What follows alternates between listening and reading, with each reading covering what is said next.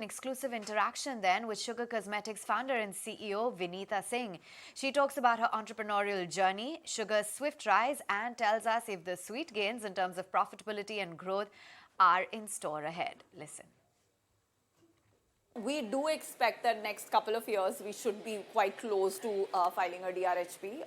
The idea is, of course, FY24 we should be profitable and we should accomplish this 70% growth target that we have in our mind, which would also help us become the second largest brand in this category, in the color cosmetics category. We feel that going into that IPO stage where you have a shot at becoming the largest brand in the category, still the fastest growing profitably, with good fundamentals is I think the perfect timing. And of course the market does now value profitability a lot, so which we want to ensure that we get it out of the way over the next 12 months. Okay.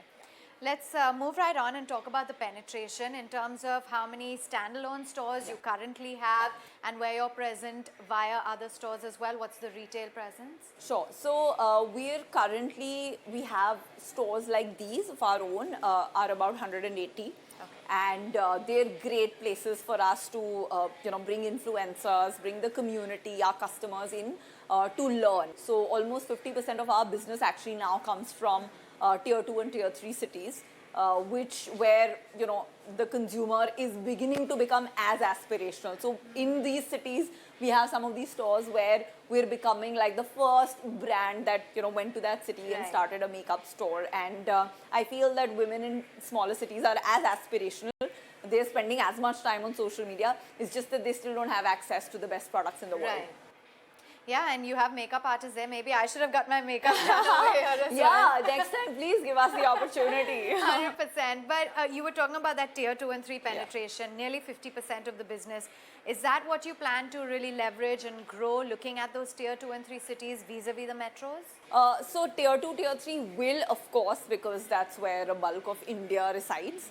For us, metros also continues to grow, and we do feel that probably by the end of next year, we'll be at more like a 60-40 split between tier 2, tier 3 and metros and tier 1 cities. The good thing about the internet is that e-commerce lets you deliver to 90,000 pin codes. So I don't think that in terms of strategy for an omni-channel brand like us, you don't really need to carve out a separate strategy, because wherever in 19,000 pin codes, you can deliver the next day or the next to next day.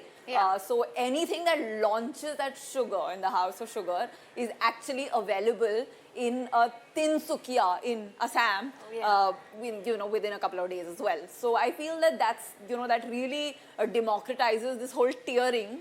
And we don't need to look at these strategies differently anymore, because it's the same consumer in different parts of the country. Maybe there are some changes in terms of the language, so which is why we have a lot of vernacular content now.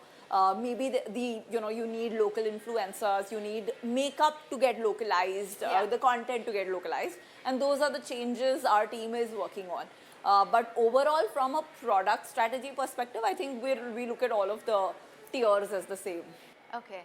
And just looking at the inflationary pressures as well, one can't deny that you felt it. Has there been any increase in prices on SKUs? How have you dealt with the inflationary concerns? So for us, because this is a category which operates at a 70% gross margin, we don't really pass through the inflationary pressure to the consumer.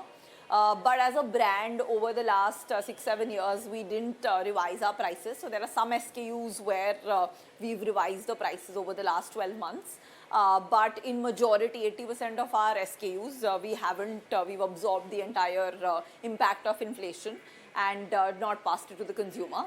I feel that for us, there isn't as much impact of this pressure on our supply chain from a costing perspective. But of course, what I'm wary about is that finally inflation impacts demand. And if the demand, which has been the last 3 months have been fabulous for us, Jan, Feb, March. were our biggest month in terms of tertiary sales, in terms of net revenue. All metrics have been out of the park. On a year-on-year level, we were at double the revenue of last year. So all those indications are good. But of course, April, May, June for us is the beginning of what we call off-season. Okay. And that's why we have our fingers crossed. And I feel my biggest fear is that if some of this inflationary pressure results in demand slowing down, then that is impact that a young, fast-growing brand can't afford. Okay. So what's the projection for your revenue, given that you said that there's been that phenomenal year-on-year growth? What's the projection for the next year, the year ahead? So we're projecting about 70% growth in the coming year, okay. And the year after that would be more around 50 to 60%.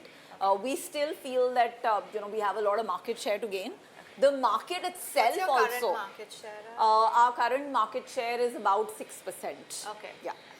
And you were talking about as well, leveraging technology, being very digitally prevalent. I understand that you can now use AI to check out how a color of lipstick will look. So how are you leveraging technology? Yeah. So definitely, like you said, AR, which is allows you to figure out how makeup will look on you before you buy, is one of those important rollouts for us. Apart from that, I think one of the big things that we are seeing is that because we have access, thanks to the fact that in 2,500 stores we have our own makeup artist who has an app where every day she's recording every transaction with every consumer. This allows us a read of the consumer far better than any other brand. So at one level, our own app and our own stores, which is our direct to consumer business, D2C as you call it, makes out about 30% of our revenue. At the other end, even outside in shops, we have our own makeup artists punching in data of what the consumer is shopping. This allows us for about 70-80% of our transactions, real-time knowledge of what is being sold in which pin code to what kind of a consumer. Okay. And that, I think, helps us in terms of new product development, in terms of merchandising, in terms of inventory optimization. It helps us with data which a lot of traditional brands don't have access to as on date. Okay. And I feel that the biggest work that is happening in terms of AI at Sugar is really using this data to make decisions on what is getting launched, what is getting rolled out in which city, what is showing up in the catalog in which store, how the trend is going to change for the wedding season versus Karwa Chauth versus Durga Puja. All of that is, insight is coming from this data that we're sitting on and that we're continuing to analyze. And I think AI is doing earlier, it was all on Excel sheets that you were figuring out merchandising in store, but AI is making it much easier to do this in a more scientific way.